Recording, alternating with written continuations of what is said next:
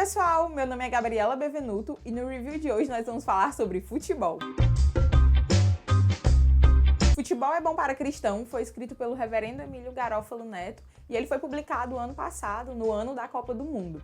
E eu já tenho que confessar aqui que futebol não é lá o meu esporte preferido. Eu prefiro muito mais basquete ou handebol do que futebol. Mas eu achei esse tema super interessante, olhar para essa paixão nacional de uma perspectiva cristã.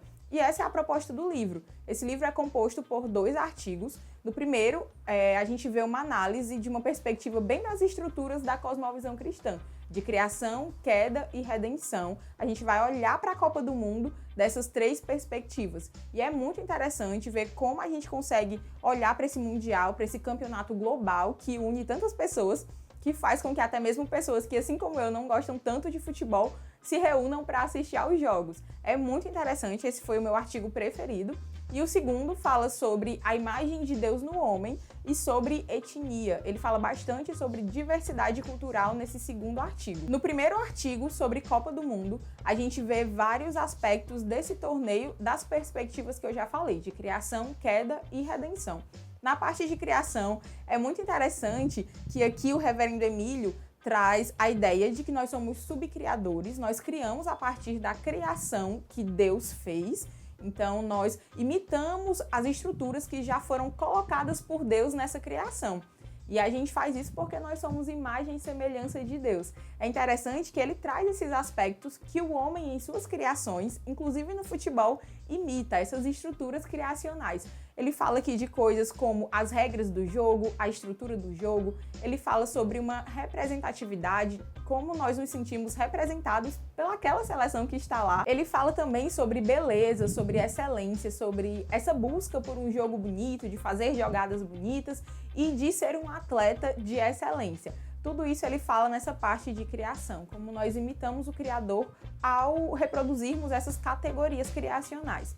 Partindo para a parte da queda, ele trata de vários pecados que nós já conhecemos que são relacionados ao futebol. Eu achei super interessante essa parte, porque muitos cristãos tendem a olhar para o futebol apenas vendo esse lado pecaminoso.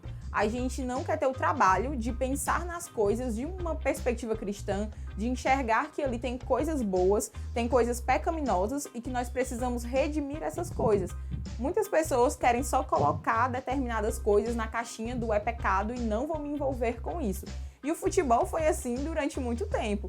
Talvez, dependendo do contexto aí que você foi criado ou do seu contexto evangélico, você já deve ter ouvido que muitas pessoas consideravam futebol pecado, consideravam o jogo e tudo que o envolve pecado por causa de traços pecaminosos que sim existem nesse jogo. Então aqui a gente vê quais são esses traços pecaminosos. O reverendo Emílio fala sobre idolatria, sobre corrupção que a gente vê no meio do futebol. Ele fala sobre a violência que a gente vê tanto dentro como fora de campo e também sobre a sexualização que a gente vê não necessariamente no futebol, mas em todo o entorno ali de campeonatos, de jogos, escândalos envolvendo atletas. Ele fala como tudo isso são traços pecaminosos dessa subcriação humana. Finalizando esse artigo sobre Copa do Mundo, ele fala sobre redenção.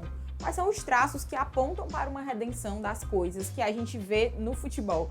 E para mim essa parte foi uma das melhores. Ele fala muito sobre como nós conseguimos ver em determinados momentos dos jogos ou de coisas envolvendo futebol um desejo do homem por transcender o tempo e espaço, por transcender aquilo que ele está fazendo naquele momento.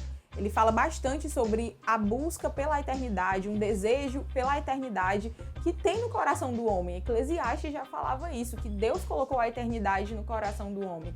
E é muito interessante ver como nós podemos ver essa busca pela transcendência no futebol. Ele fala também de diversão no geral, da parte lúdica do homem no geral, como busca por transcendência. E é uma coisa que, eu vou dizer pra vocês, nunca tinha parado pra pensar, eu nunca ia olhar pro futebol olhando dessa perspectiva, de uma busca por transcendência. E ele trabalha isso de uma perspectiva muito bonita, sabe? É uma leitura bonita, que você olha e fica, meu Deus, que coisa linda. Além dessa análise da Copa do Mundo, dessa perspectiva de criação, queda e redenção, vale ressaltar que outro ponto muito interessante é que o Reverendo Emílio é muito divertido, ele conversa com o leitor durante todo o artigo e parece que você realmente está assim, conversando com ele sobre futebol. No meu caso, a conversa não iria fluir muito, porque eu não sei muita coisa de futebol, mas é uma conversa animada. O segundo artigo fala sobre etnia e a imagem de Deus no homem.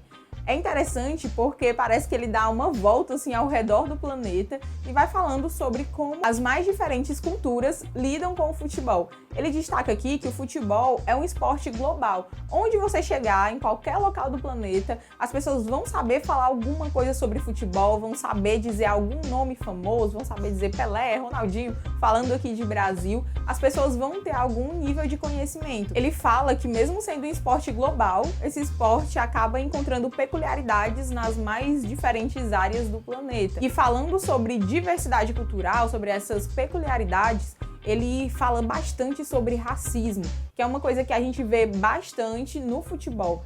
E ele fala que nós somos imagem e semelhança de Deus, então nós cristãos devemos olhar para o futebol, para essas barreiras que nós vemos, essas barreiras culturais, e lutarmos para eliminar essas barreiras. Se dentro de campo nós precisamos de respeito ao outro, entender que todos ali são imagem de Deus, fora dele nós também devemos entender isso, principalmente nós cristãos, porque o povo de Deus é composto por povos de todas as línguas, tribos e nações. Bom, pessoal, esse foi o vídeo de hoje. Eu espero que vocês tenham gostado e se interessado por esse livro. Se você, assim como eu, não gosta muito de futebol, ainda assim eu te sugiro, eu te encorajo a ler esse livro. Eu acredito que você vai gostar bastante. E se você gosta, com certeza esse livro vai ser um deleite para você. Não se esquece de se inscrever aqui no canal, de avaliar o vídeo e de comentar o que foi que você achou. Se você de repente já leu esse livro, deixa aqui um comentário pra gente saber o que foi que você achou. Até o próximo vídeo, Deus abençoe você!